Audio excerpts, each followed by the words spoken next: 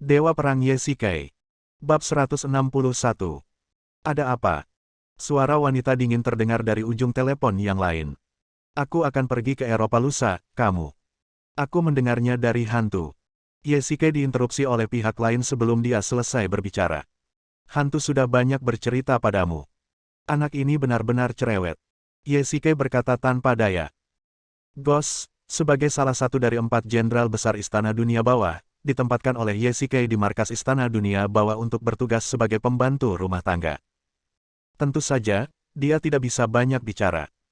Namun, orang yang berbicara dengan Yesikai saat ini adalah Dewi Bulan Jikian, dan hantu mengetahui hubungan antara Yesikai dan Jikian. Sekalipun dia tidak memberitahuku, apakah menurutmu aku tidak akan tahu? Suara di ujung telepon lainnya menjadi lebih lembut. Sayangnya, sepertinya aku tidak bisa menyembunyikan apapun darimu. Anda datang ke Eropa untuk urusan Gunung Suci, kan? Jikian berkata dengan ringan. Ya, Poseidon mengalami kerugian besar di Tiongkok, dan belum ada kabar sejauh ini. Ada juga arus bawah di Gunung Suci, yang benar-benar membuat orang gelisah. Yesikai mengusap kepalanya. Aku juga akan pergi ke Gunung Suci segera, dan kebetulan sekali kau juga ada di sini. Benarkah? Kau ingin ikut juga? Yesikai bertanya. Benar sekali. Aku akan menceritakan detailnya saat kau sampai di Eropa. Jikian berkata dengan tenang. Baiklah, jangan lupa jemput aku di bandara kalau begitu. Yesikai berkata sambil tersenyum. Di antara semua wanita yang Yesikai kenal, Jikian adalah yang paling dingin. Dia jarang tersenyum, dan selalu ada sedikit kesan tertekan ketika mengobrol dengannya. Oleh karena itu, Yesikai mencoba berbicara kepadanya dengan nada santai. Kamu tidak punya kaki, dan kamu masih ingin aku menjawab telepon. Nada bicara Jikian sedikit marah, tetapi satu-satunya tanggapan yang didapatnya hanyalah serangkaian suara, bip, dan Yesikai sudah menutup telepon. Pukul 6 pagi lusa, Yesikai sudah mengemasi barang bawaannya. Perjalanan ke Eropa ini penuh dengan hal-hal yang tidak diketahui, dan bahkan mungkin ada krisis hidup dan mati. Namun, di mata Su Qingyu, Yesikai hanya akan bertemu teman kali ini. Jika dia tahu tujuan perjalanan ke Eropa ini, Su Qingyu mungkin tidak akan pernah membiarkan Yesikai pergi. Kakak ipar, jangan lupa bawakan aku sesuatu. Mungkin karena masih terlalu pagi, Su Ziqing masih mengenakan piyama. Dia mengucek matanya, lalu turun ke bawah sambil tampak mengantuk.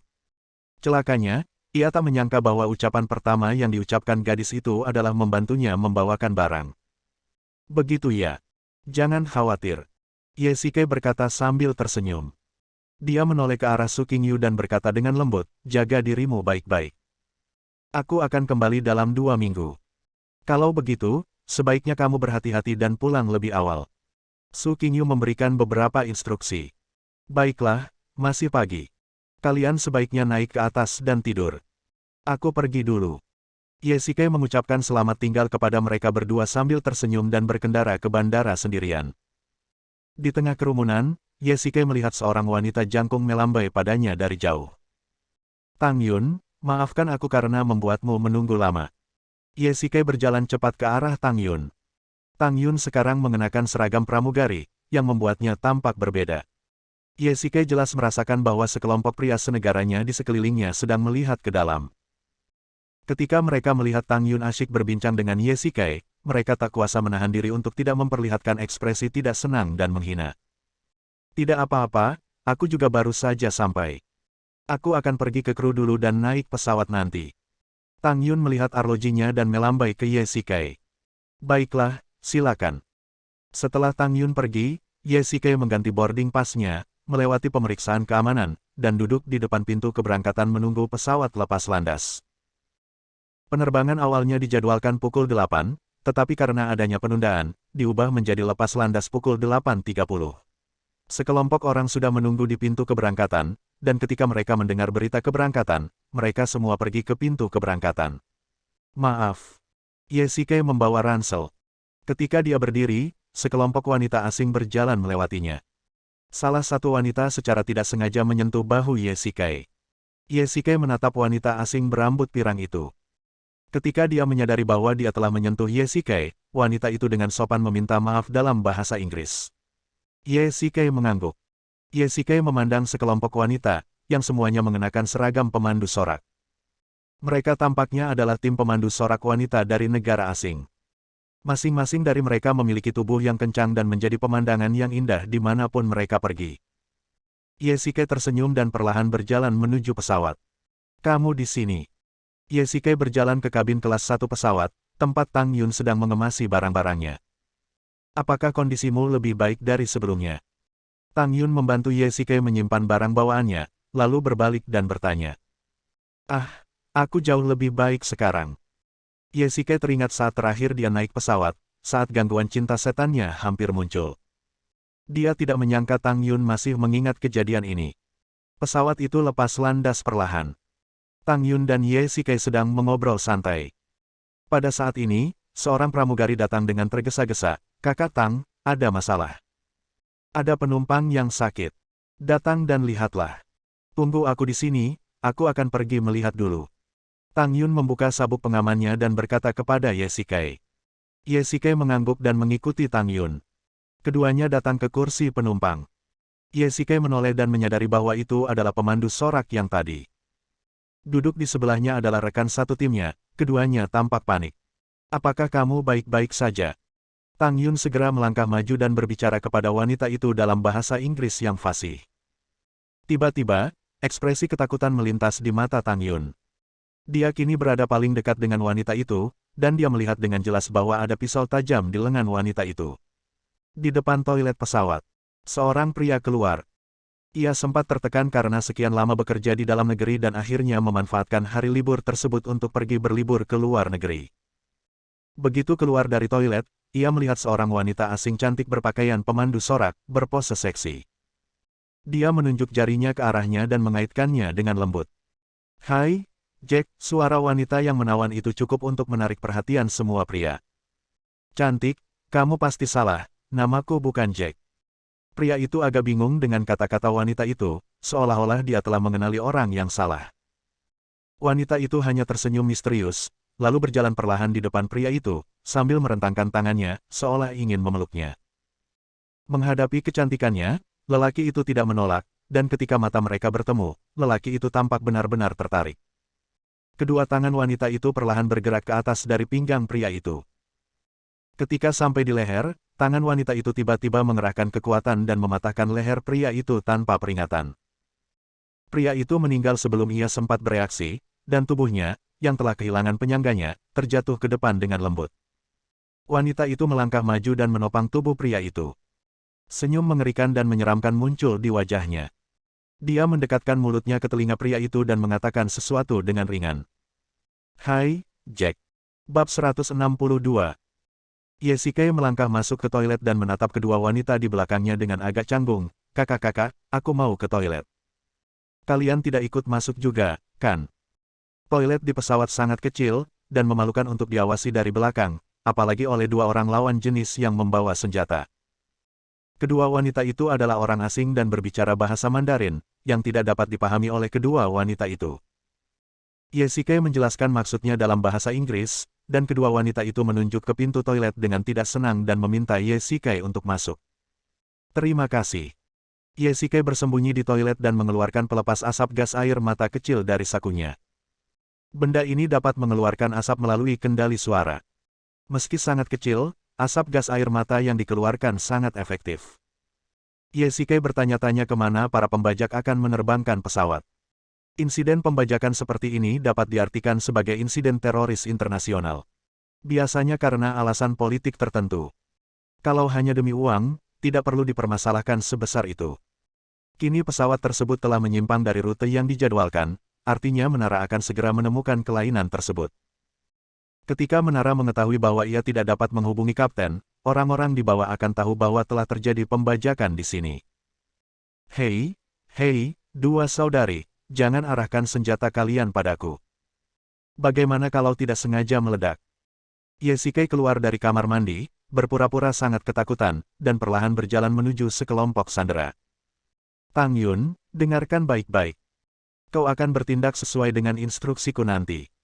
Yesike berkata lembut kepada Tang Yun di belakangnya. Meskipun Tang Yun tidak tahu rencana Yesike, dia tahu bahwa Yesike adalah seorang kultivator dan pasti percaya diri, jadi dia mengangguk. Tiba-tiba, Ye terjatuh ke tanah dengan bunyi gedebuk, mulutnya berbusa dan seluruh tubuhnya berkedut. Tang Yun segera mengerti maksudnya dan bergegas mendekat, tampaknya sedang memeriksa Ye. Apa yang terjadi? Minggir. Melihat ini, seorang wanita dengan pistol segera melangkah maju dan berteriak pada Tang Yun. Para sandera di sekitar juga menjauh dari sini. Dia punya masalah jantung dan butuh perawatan di bagian punggung. Tang Yun berkata dalam bahasa Inggris yang fasih, sambil menunjuk ke ruang medis di depan kabin. Ruang medis berada di antara kelas 1 dan kelas ekonomi dan pada awalnya dipersiapkan untuk beberapa pasien di pesawat. Ku bilang, mundurlah. Wanita itu berteriak pada Tang Yun, tetapi Tang Yun tidak takut sama sekali. Dia menekankan tangannya kuat-kuat ke dada Ye. Pada saat ini, wanita berambut pirang itu datang mendekat. Dari percakapan tadi, Ye pada dasarnya yakin bahwa wanita pirang itu adalah pemimpin kelompok pembajak ini. Ada apa dengan dia? Kata si pirang dengan tenang. Dia punya masalah jantung. Situasinya sangat berbahaya. Saya harus membawanya ke ruang medis. Tang Yun menghadap wanita pirang itu. Meskipun moncong senjata hitam diarahkan ke kepalanya, Tang Yun bersikap seolah-olah tidak ada orang di sekitarnya. Mengetahui bahwa Ye berpura-pura sakit, dia terus bekerja sama dalam pertunjukan itu tanpa ragu-ragu. Harus dikatakan bahwa Tang Yun sangat berani, tetapi ini lebih seperti semangat profesionalisme. Kamu sangat berani. Orang lain takut dengan senjata ini, tetapi kamu sama sekali tidak takut. Aku sangat penasaran. Wanita pirang itu berkata ringan, sambil mencondongkan tubuh ke arah Ye, ingin melihat situasi Ye. Jangan sentuh dia pasienku dan aku bertanggung jawab atasnya. Tang Yun mendorong wanita pirang itu menjauh. Langkah ini mengejutkan semua orang. Melihat pembajak lainnya hendak melepaskan tembakan, wanita pirang itu memerintahkan mereka untuk meletakkan senjata mereka. Aku tahu kamu melakukan ini demi uang. Kalau ada yang meninggal, uangmu akan berkurang, kan? Tang Yun menghadapi wanita pirang itu. Kalian berdua, bawa mereka ke ruang medis. Setelah ragu sejenak, wanita pirang itu akhirnya setuju dengan pendapat Tang Yun. Ye mengagumi Tang Yun dari lubuk hatinya karena tidak takut pada bahaya. Selama para pembajak ini terpisah, Ye akan memiliki kesempatan untuk mengalahkan mereka satu persatu. Bantu aku menaruhnya di atas meja. Setelah memasuki ruang medis, Tang Yun tampak seperti seorang dokter, dan dua wanita dengan senjata tampak seperti asistennya. Saat keduanya tidak memperhatikan, Tang Yun mengedipkan mata pada Ye. Ye berpura-pura lemah dan rapuh. Ketika kedua wanita itu mendekatinya, dia mencondongkan tubuh ke samping dan langsung mematahkan leher salah satu wanita. Kemudian dia langsung memukul perut wanita lainnya itu dengan telapak tangannya. Untuk dua serangan ini, Ye langsung menggunakan kekuatan internalnya untuk mengejutkan kedua wanita itu dan membunuh mereka seketika. Sekarang orang luar belum menyadari hal ini. Ye mengambil M4 dan pistol dari seorang wanita, lalu mengambil pistol dari wanita lain dan menyerahkannya kepada Tang Yun. Meskipun Tang Yun telah melihat pemandangan kematian, dia masih sedikit ketakutan. Saat dia berakting tadi, dia tampak tak kenal takut di permukaan, tetapi jantungnya sebenarnya berdetak sangat kencang hingga hampir meledak dari dadanya. Sekarang dia menyaksikan dua orang mati di depannya dengan mata kepalanya sendiri. Ye memegang tangan Tang Yun erat-erat, dan pada saat yang sama, dia terus-menerus menyuntikkan kekuatan batinnya ke dalam tubuhnya. Pada saat ini, tangan yang kuat adalah penghiburan terbaik baginya. Baiklah, tidak apa-apa. Gunakan pistol ini untuk membela diri. Yang ini untuk keamanan, dan tarik pelatuk untuk menembak. Ye hanya mengajari Tang Yun cara menggunakan pistol. Jika tidak termasuk keduanya, seharusnya ada 11 orang di luar, yang mana masih banyak sekali. Ye mungkin tidak bisa mengurus Tang Yun nanti. Dia hanya berharap dia tidak terluka. Kamu tunggu di sini, aku akan keluar dan melihat-lihat. Ingat, jangan keluar. Ye memberi instruksi. Saat pergi, Ye dapat dengan jelas merasakan bahwa Tang Yun tidak ingin dia pergi, karena semua wanita membutuhkan rasa aman. Ye menjulurkan kepalanya. Sekarang setiap posisi di pesawat dikendalikan oleh para pembajak, termasuk ruang kargo, ruang bagasi, kokpit, dan tempat para sandera berada. Ini adalah kesempatan bagus. Karena personelnya tersebar, Ye dapat menggunakan teknik pembunuhan untuk mengalahkan mereka satu persatu. Ruang kargo dan ruang bagasi berada di bawah pesawat, dan akan butuh waktu untuk naik, jadi Yesike berencana untuk mulai dari kokpit. Pesawat telah diatur ke mode mengemudi otomatis, dan tentu saja rute penerbangan juga telah diubah oleh mereka. Dua orang di kokpit dengan hati-hati memantau perubahan di dashboard, dan tidak tahu bahwa Yesike telah masuk diam-diam. Kejutan, Yesike memasuki taksi, diam-diam berjalan di belakang seorang wanita, mencondongkan tubuh ke telinganya dan berbisik. Sebelum dia bisa bereaksi, Yesike sudah memutar lehernya. Wanita yang duduk di kursi penumpang menyadari seseorang datang dan segera ingin mengeluarkan pistolnya, tetapi dibunuh oleh Yesike dalam sekejap. Dia juga menggunakan kekuatan internalnya untuk membunuh dengan satu gerakan. Meskipun mereka semua wanita, Yesike tidak memiliki belas kasihan pada mereka. Di matanya, mereka semua adalah iblis yang membunuh tanpa berkedip. Bab 163. Yesike melihat pengaturan rute pesawat. Saat ia menjadi prajurit pasukan khusus, Yesike adalah orang yang sok tahu dan memeriksa pesawat bukanlah masalah baginya. Ini adalah kawahnya. Yesike dengan hati-hati menentukan tujuan penerbangan otomatis itu, dan ternyata itu adalah gunung berapi, dan gunung berapi yang masih aktif. Hanya dua kata yang muncul di benak Yesike, gila. Apakah wanita-wanita ini gila? Gunung berapi aktif ini terletak di negara itu. Apabila pesawat tersebut menabrak gunung berapi tersebut, bukan saja pesawatnya yang akan hancur dan manusianya akan terbunuh, tetapi ledakan yang diakibatkan oleh benturan tersebut bahkan dapat menyebabkan terjadinya letusan gunung berapi. Otak Yesike bekerja cepat, bukankah itu hanya demi uang? Mengapa mereka berkendara ke kawah tersebut? Meskipun dia tidak tahu tujuan mereka, Yesike sangat senang bahwa dia telah melakukan hal yang benar dan dapat menyelamatkan nyawa semua orang di pesawat. Yesike memindahkan dua mayat, dan sekarang hanya tersisa 9 orang. Yesike memegang senapan dan pergi ke di atas pesawat, tempat para sandera berkumpul. Termasuk wanita pirang itu, totalnya ada 5 orang, yang berarti ada 4 orang di ruang kargo dan ruang bagasi. Yesike mengisi peluru dan kemudian melepaskan tembakan. Untungnya, kelima orang itu belum menyadari bahwa Yesike akan datang. Untuk mengurangi korban, Yesike harus mencoba menarik 1 atau 2 orang lagi dan menggunakan pelepas gas air mata dari sebelumnya. Yesike berjingkat kembali ke toilet dan berteriak, "Tolong! Ikutlah denganku dan lihatlah." Wanita pirang itu mendengar panggilan Yesike di kamar mandi dan berkata kepada dua wanita di sampingnya. Pada saat yang sama, dia menyadari bahwa ada sesuatu yang salah. Mengapa pramugari itu lama sekali pergi? Dia merasa sedikit gelisah. Mereka bertiga datang ke kamar mandi. Wanita pirang itu menendang pintu hingga terbuka, tetapi mendapati kamar mandinya kosong dan tidak ada apa-apa di dalamnya. Perasaan takut menyerbuk dalam hatinya. Keluarkan asapnya. Di belakang ketiga orang itu, Yesike telah menunggu lama. Titik merah pada alat bidik itu mengarah ke kepala salah satu wanita. Dengan teriakan Yesike, peledak asap segera meledak, dan asap gas air mata segera memenuhi seluruh kabin. Pada saat yang sama, Yesike juga melepaskan tembakan. Senapan merupakan hal yang umum bagi Yesike. Bahkan di tengah asap, Yesike dapat menggunakannya dengan bebas. Selain itu, asap gas air mata sangat efektif. Beberapa pria bersenjata terkejut dan dipukul satu demi satu, sambil batuk terus-menerus. Kedua wanita yang awalnya menjaga para sandera juga bergegas mendekat ketika mereka melihat ini. Tetapi lorong kabin sangat sempit, dan tidak ada gunanya menambah orang lagi. Mereka hanya bisa dipanggil satu per satu. Setelah beberapa saat, tembakan berhenti dan asap berangsur-angsur menghilang. Apakah semuanya baik-baik saja? Yesike berlari ke ekor pesawat, tempat para sandera berkumpul. Dia melihat sekeliling dan melihat tidak ada satupun sandera yang tertembak atau terluka.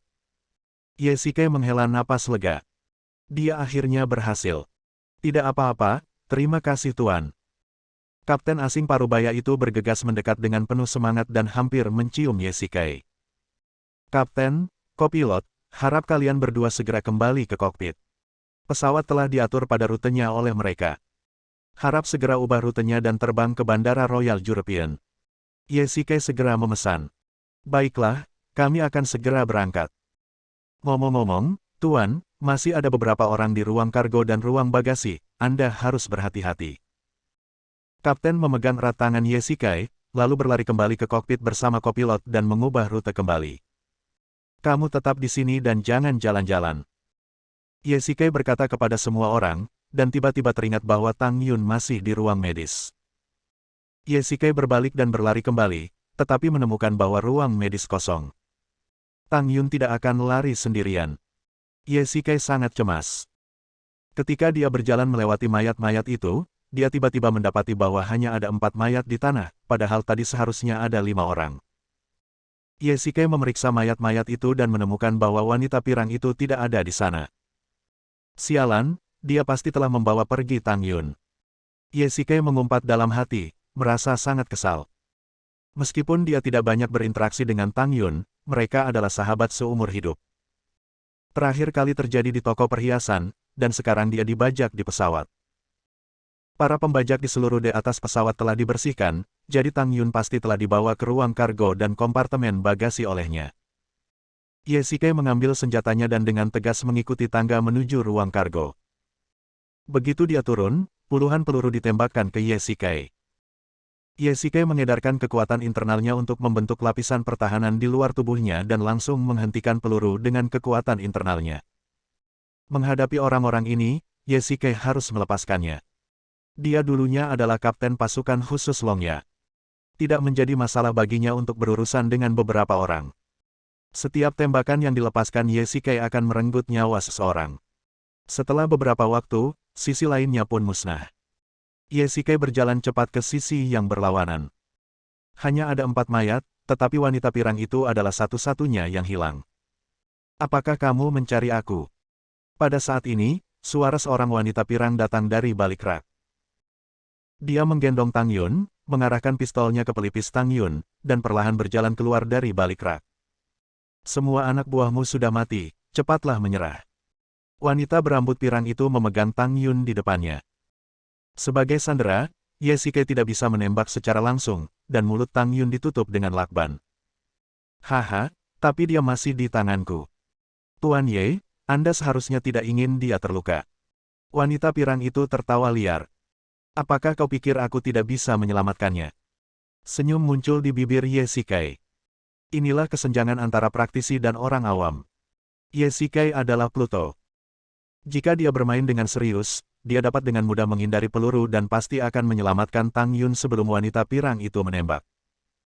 Tuan Ye, tentu saja Anda bisa menyelamatkannya, tetapi saya telah memasang bom di pesawat. Begitu bom itu meledak, seluruh pesawat akan meledak. Apa tujuanmu? Aku sudah melihat tujuanmu. Mengapa itu gunung berapi? Ye Shikai bertanya. Penculikan dan perampokan hanyalah sejumlah kecil uang. Bagaimana mungkin kita menginginkan keuntungan sekecil itu? Wanita pirang itu tertawa.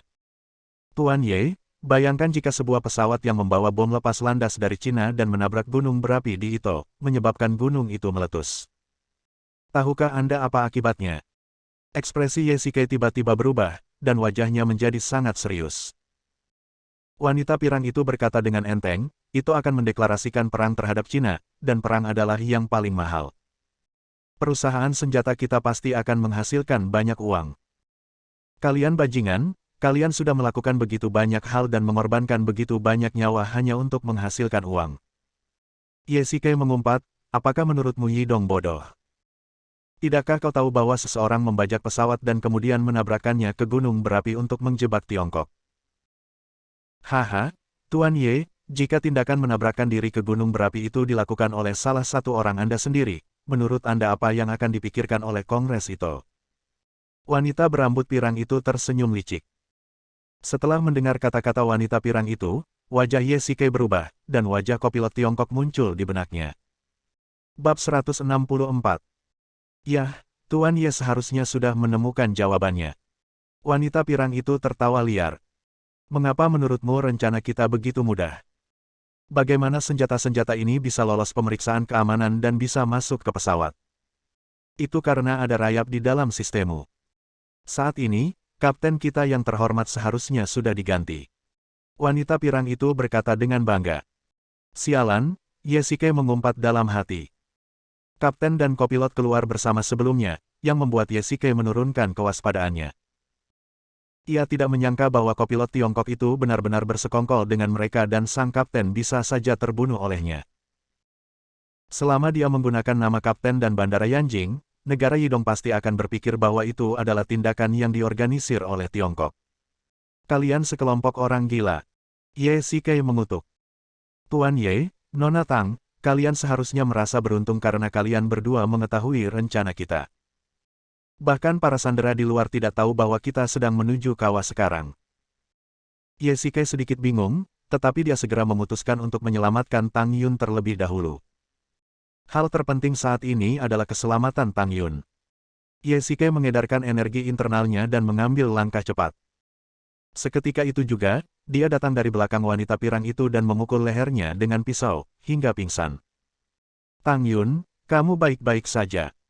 Ye Shikai merobek lakban di mulut Tang Yun. Dia baru saja dicekik oleh wanita pirang itu dan sedikit tercekik. Adapun wanita pirang itu, Ye Shikai tidak membunuhnya. Dia harus menyeretnya ke pengadilan dan mengungkap kebenarannya ke publik. Ahem, aku baik-baik saja. Cepatlah dan pergi ke taksi. Tang Yun menarik napas dalam-dalam 2 kali dan berteriak tergesa-gesa. Baiklah, kalau begitu cepatlah kau naik ke atas. Aku akan ke kokpit dulu. Setelah Ye Shikai berkata demikian, dia menaiki tangga dan menuju ke kabin, diikuti oleh Tang Yun. Di sebuah rumah mewah di Prancis. Selena bergegas masuk, seolah-olah sesuatu yang besar telah terjadi. Di depannya ada seorang wanita cantik berpakaian putih. Orang ini tidak lain adalah Dewi Bulan Jiqian. Dia awalnya berencana pergi ke bandara untuk menjemput Ye Shikai hari ini. Tuanku, sesuatu yang buruk telah terjadi. Selena berlutut dengan satu kaki di depan Jiqian, nadanya sangat mendesak. Apa yang telah terjadi? Jiqian punya firasat buruk saat mendengar Selena mengatakan itu. Tuan Pluto, pesawat yang ditumpanginya dibajak dan situasinya sangat buruk. Selena memberitahu Jiqian informasi yang baru saja diperolehnya. Selena mendapatkan informasi yang diperoleh kuil bulan sesegera mungkin karena dia tahu bahwa Ye Shikai ada di pesawat ini. Selena tidak berani menunda dan langsung pergi ke rumah Jiqian untuk melapor. Apakah kamu tahu tujuan pesawatnya? Jiqian tidak panik setelah mengetahui hal itu. Dia tahu bahwa dengan kemampuan Ye Shikai, bahkan jika pesawat itu meledak di udara, Ye Shikai akan tetap aman dan sehat. Para pembajak ini kurang beruntung karena bertemu dengan Ye Shikai, tetapi karena ini ada hubungannya dengan Ye Shikai, Jiqian tidak bisa mengabaikannya. Kami belum tahu, tetapi dilihat dari arah pesawat, seharusnya pesawat itu terbang ke negara Ito, imbuh Selena. Bantu aku menyiapkan pesawat sekarang. Aku harus segera pergi ke bandara di negara Ito. Jiqian segera memerintahkan, apakah Istana Hades tahu tentang ini? Aku sudah tahu. Hantu itu pergi ke bandara di negara Ito, bandara kerajaan di Eropa, secara langsung. Orang-orang dari Istana Dunia Bawah juga ada di sana. Selena membalas dan segera turun untuk menyiapkan pesawat khusus. Negara Ito, kok bisa ada di sana? Jiqian bergumam. Dibandingkan dengan Eropa dan Cina, negara Ito tampak lebih kacau. Banyak pasukan bawah tanah yang disebar di negara Ito. Hal terpenting adalah bahwa ini adalah wilayah Dewa Api Hephaestus, dan kuil api ada di sana. Di pesawat, Ye Shikai berlari ke kokpit. Seperti yang diharapkan, pintu kokpit terkunci. Hal ini tentu saja dilakukan oleh kopilot. Peristiwa itu terjadi tiba-tiba dan Ye Shikai tidak peduli. Dia mengumpulkan tenaga dalamnya di telapak tangannya dan memukul pintu dengan satu telapak tangan. Pintu logam paduan itu tertiup angin. Ye Shikai melihat bahwa kapten asing itu telah ditembak mati. Orang yang duduk di dalam pesawat dan mengemudikan pesawat adalah kopilot berkebangsaan Tiongkok. Ye Shikai sangat marah ketika dia melihat kematian tragis sang kapten, dan dia ingin segera membunuh kopilot. Tetapi ketika dia melihat pintu kokoh itu dibuka oleh telapak tangan Ye Shikai, dia begitu takut hingga dia menjadi tertegun. Ye Shikai mencengkeram kerah kopilot dan mengangkatnya. Tunggu sebentar, jangan bunuh aku.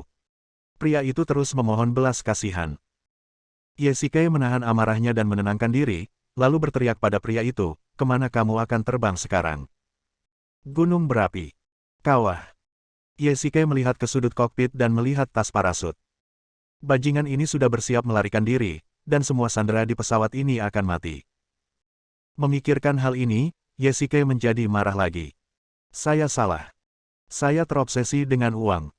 Mereka memberi saya 50 juta agar saya bisa melakukan ini. Saya akan memberikan semua uang itu kepada Anda. Pria itu begitu ketakutan hingga ia mulai menangis. Dibandingkan dengan hidupnya, nama panggilannya lebih penting. Setelah dibuat takut oleh Ye Shikai, pria itu pun membeberkan rencana para pembajak.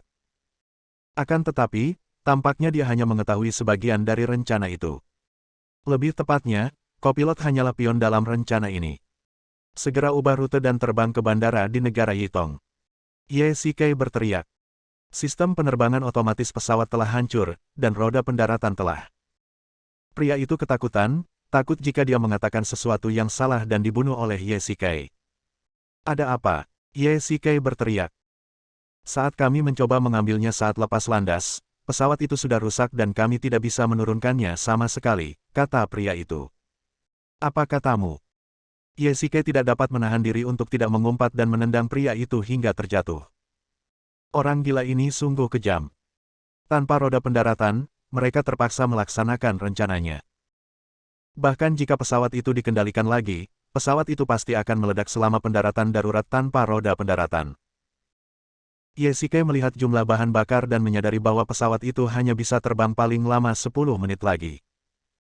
Dengan waktu sesingkat itu, ia bahkan tidak dapat mencapai daratan. Ye Shikai melihat dari peta satelit bahwa pesawat itu berada di atas laut dan masih agak jauh dari daratan. Bahan bakar di tangki seharusnya cukup untuk bertahan lama.